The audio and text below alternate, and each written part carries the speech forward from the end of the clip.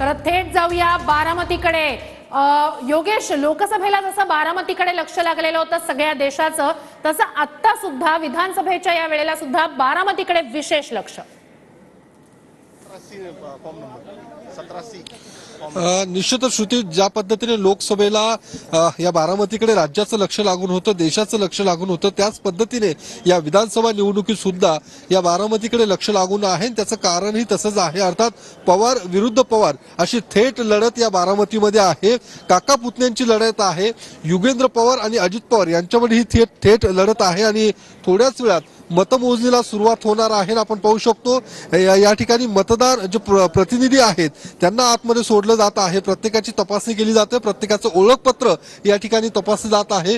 युगेंद्र पवार आणि अजित पवारांचे जे मतदान प्रतिनिधी आहेत, मतमोजणी प्रतिनिधी आहेत, त्यांना आतमध्ये प्रवेश दिला जात आहे। आपण पाहू शकतो सकाळपासूनच या ठिकाणी मोठी गर्दी या सगळ्या कार्यकर्त्यांची, मतदार प्रतिनिधींची आपल्याला पाहायला मिळते। मोठा पोलीस बंदोबस्त सुद्धा या मतमोजणी केंद्रावरती पाहायला मिळते।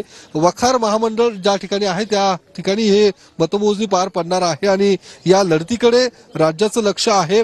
त्यापूर्वीच आपण पाहू शकतो की शहरभर अजित पवारांचे बॅनर्स लावण्यात आलेले आहेत। अजित पवार भावी मुख्यमंत्री म्हणून बॅनर झळकल्याचं आपल्याला पाहायला मिळतंय। लोकसभा निवडणुकीमध्ये ज्या पद्धतीने सुप्रिया सुळे यांना याच बारामती विधानसभा मतदारसंघातून 48,000 मतांचं मताधिक्य